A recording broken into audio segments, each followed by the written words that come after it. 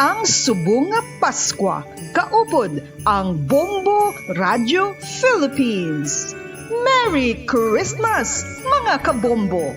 Ini ang Bombo Radio Bacolod para sa pambansang radyo ng Pilipinas. Consistent, overall number 1 sa Bacolod. Basta Radio! Bombo!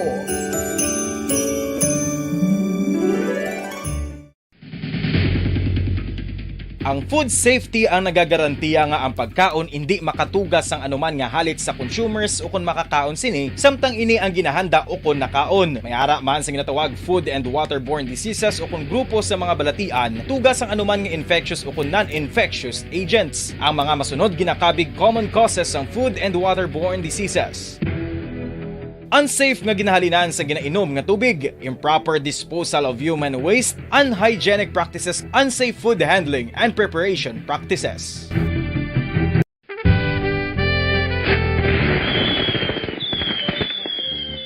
Paano ang maging safe batok sa mga palupok? Delikado ang paggamit sang palupok. Tanan nga klase sang palupok ang ginadumilian sa mga bata. Magpalayo sa mga taho o kung lugar nga may nagapalupok. Hindi magpulot sa mga wala naglupok nga mga palupok. Ini tuman kadelikado. Magpabulong gilayon kung ikaw ang nalukpan. Mga pahanumdum nagikan sa Bombo Radio Philippines. Basta Radio Bombo!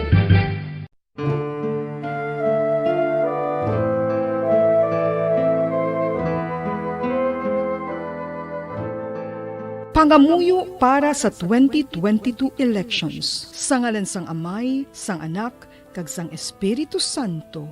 Amen. O Diyos nga amon Amay, sa amon paghandom para sa maabot nga 2022 elections, nagasalig kami sa imo saad nga ipadala mo sa amon ang mga lideres nga nagatuman sang imo mga sugo kag may kinaugali nga nasanto sa imo tagi pusoon kag espiritu.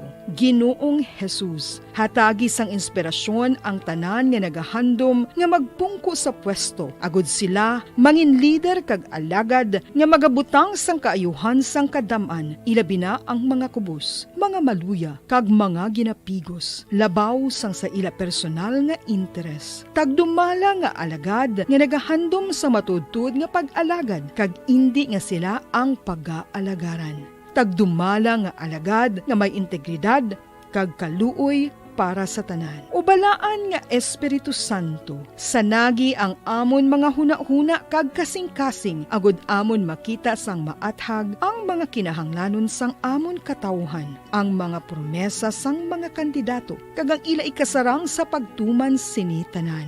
Nga kami magpili sang husto nga lider, nga matuod nga magadumala kag mag-alagad, lider nga nagatuman sang imo sugo kag may kinaugali nga nasanto sa imo tagi pusoon kag espiritu, lider nga magahiusa kag magagiya sa amon sa pagpatigayon sang kayuhan sang tanan kag para sa imo bug-os nga kahimayaan. Amay, Anak, kag Espiritu Santo, ikaw ang Diyos sang kabuhi kag paghigugma. Ang Ginoo sang tanan nga panahon, mag-upod ka unta sa amon sa siningtion nga nagahanda kami para sa palabuton nga eleksyon. Amen. Sa ngalan sang Amay, sang Anak, kag sang Espiritu Santo. Amen.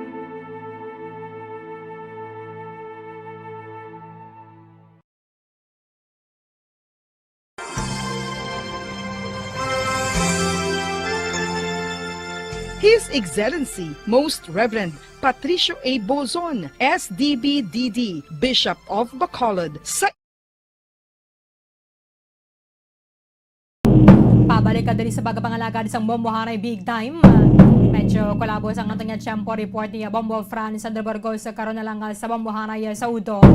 Sa ato ng mga entry sender sa bantay lang kamo kaya dugay-dugay may pagalawagon na naman nakita nga taga-daog diri sa aton suning promo sa 1-2 Panalo Part 20 promo ng Bombo Radio and Star FM.